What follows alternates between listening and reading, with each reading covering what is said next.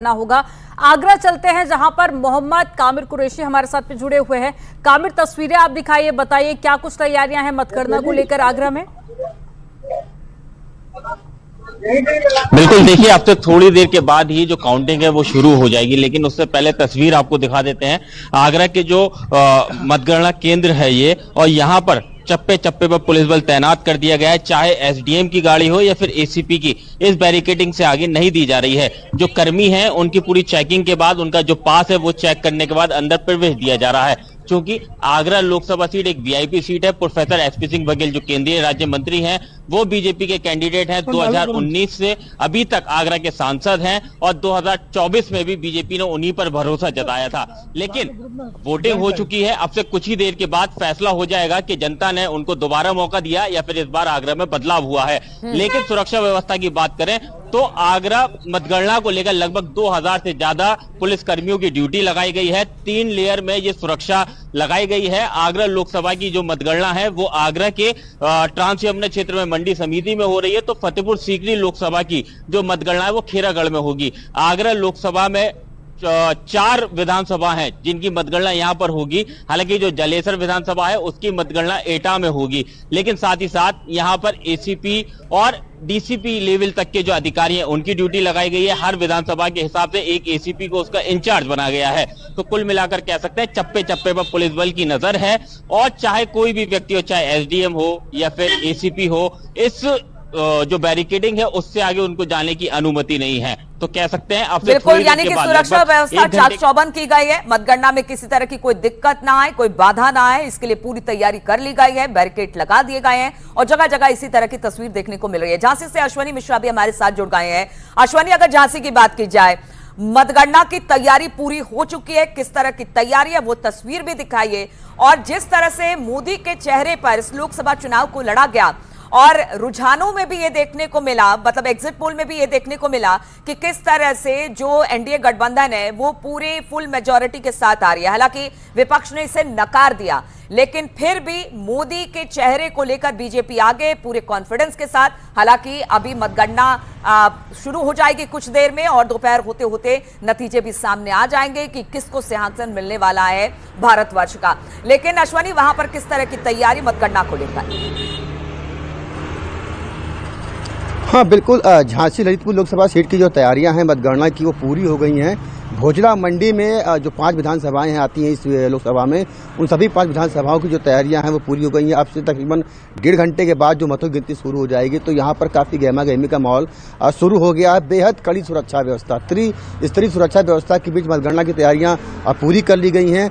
8 बजे से जो मतगणना शुरू होगी उसके बाद सामने आ जाएगा कि जो एग्जिट पोल आया है वो सही था या फिर एग्जिट पोल परिवर्तन आया है। तो तमाम जो कयास है वो 8 बजे से अपना लगाना शुरू हो जाएंगे।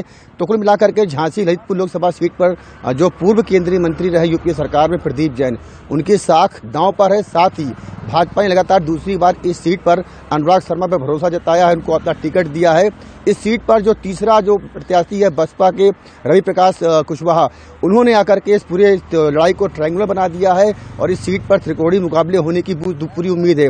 वही बात की जाए जालौन गरोठा भोगनीपुर लोकसभा सीट पर, तो वहां भी जो मौजूदा सरकार के जो केंद्रीय मंत्री है भानु प्रताप वर्मा, उनकी अपनी साख दांव पर लगी हुई है। वो लगातार 6वीं बार इस सीट पर भाजपा से प्रत्याशी हैं और 6वीं बार अपनी जीत का दावा कर रहे हैं।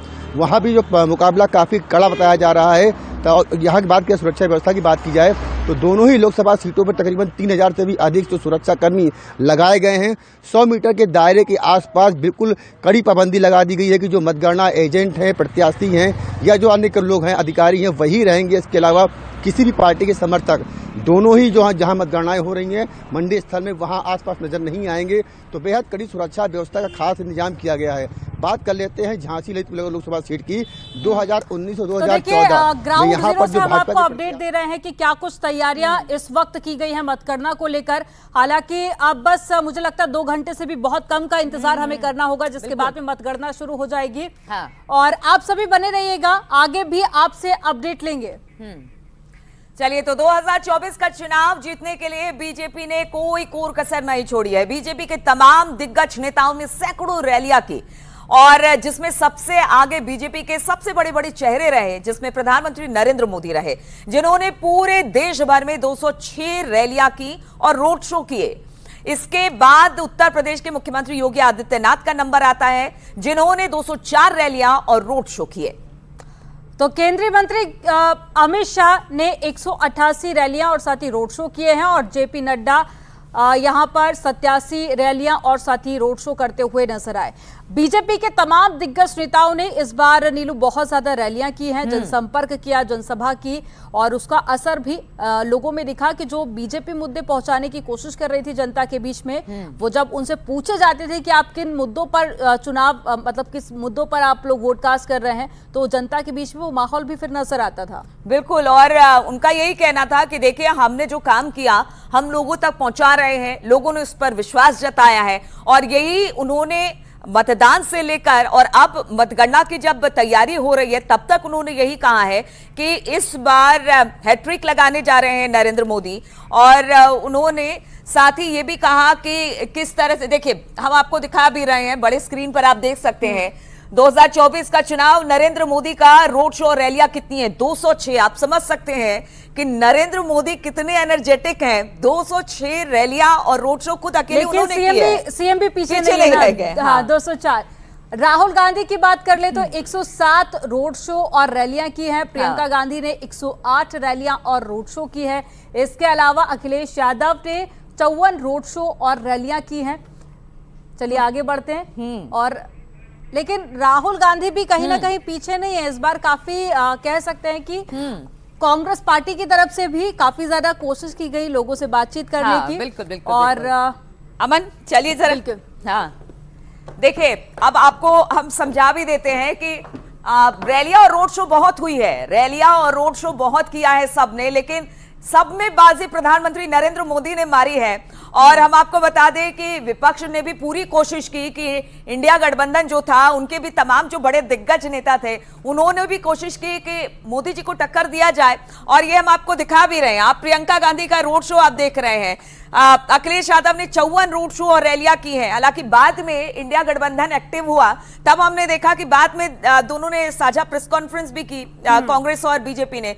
रोड शो में और रैलियों में प्रियंका भी जबरदस्त उन्होंने बाजी मारी है। अमन, राहुल गांधी तो पूरा भारत घूम लिए ना। इससे पहले वो भारत जोड़ो यात्रा पर जब निकले थे, उस वक्त भी उन्होंने लोगों को साथ लाने की पूरी कोशिश की थी, जिसके बाद में ये रैली और जनसभा का हम आंकड़ा आपको बता रहे हैं। अब इन आंकड़ों के जरिए भी आप समझ सकते हैं कि जो पॉलिटिशियंस थे, जो राजनीतिक पार्टियां थी, उनकी तरफ से कितनी कोशिश की गई है कि जो मुद्दे हैं वो जनता तक पहुंचे और जो रिजल्ट है वो हमारे देखिए। और सत्ता पक्ष ने कहा भी कि अगर यही भारत जोड़ो यात्रा अगर राहुल गांधी कुछ साल पहले कर लेते तो शायद उसका फायदा बेनिफिट ज्यादा मिलता, लेकिन ऐसा अब फायदा नुकसान किसको होगा, कुछ देर में चीजें स्पष्ट हो जाएंगी। और हम आपको बता दें कि 8 बजे से मतगणना शुरू हो जाएगी। सबसे पहले पोस्टल बैलेट से ही मतगणना शुरू होगी और दावों में कितना दम है वो भी जल्दी अब दिख जाएगा। लेकिन हम तैयारी दिखा रहे हैं कि किस तरह की तैयारी, हमारे तमाम रिपोर्टर्स अलग अलग जगहों पर जुड़े हैं। मतगणना को लेकर सुरक्षा व्यवस्था चाक चौबंद की गई है और एसपी के दिग्गज उत्तर प्रदेश में कौन कौन है वो भी हम आपको दिखा रहे हैं। 5 ऐसी हैं जो यादव परिवार से हैं, मुलायम सिंह के परिवार से 5 ऐसे प्रत्याशी हैं जो हाई प्रोफाइल सीट पर अपनी किस्मत आजमा रहे हैं। अमन, बिल्कुल, जिसको लेकर हमने देखा कि प्रधानमंत्री नरेंद्र मोदी ने इसको लेकर निशाना भी साधा था, परिवारवाद को लेकर।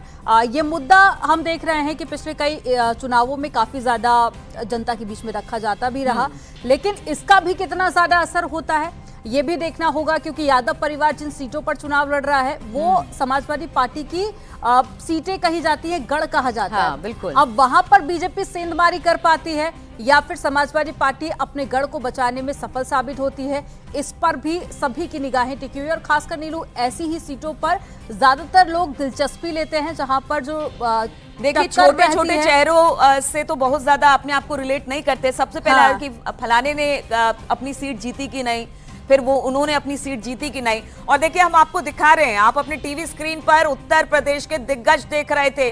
कांग्रेस के दिग्गज उत्तर प्रदेश में कौन कौन है? राहुल गांधी हैं, इसके अलावा किशोरी लाल शर्मा हैं, अजय राय हैं। ये वो दिग्गज हैं जो कांग्रेस की तरफ से ताल ठोकी थी, अब ये जो ताल इन्होंने ठोका था वो कितना सुर में तब्दील होता है वो देखने वाली बात होगी कि जब रिजल्ट आने शुरू होंगे तो ये जो दिग्गज है वो कितना कमाल करते हैं। इसके साथ ही बड़ी टक्कर उत्तराखंड में जो अनिल बलूनी और गणेश गोदियाल वर्सेस पौड़ी की बात की जाए, यहां पर देखना होगा कि कौन बाजी मारता है, अनिल बलूनी या फिर गणेश गोदियाल। गणेश गोदियाल कांग्रेस के प्रत्याशी हैं, अनिल बलूनी बीजेपी के प्रत्याशी हैं और हमारे साथ लगातार हर जगह से रिपोर्टर हमारे साथ जुड़ आए हैं और देखिए हाई प्रोफाइल सीटें वहां पर कौन कौन से चेहरे हैं ये सब हम आपको ग्राफिक्स के जरिए दिखा रहे हैं।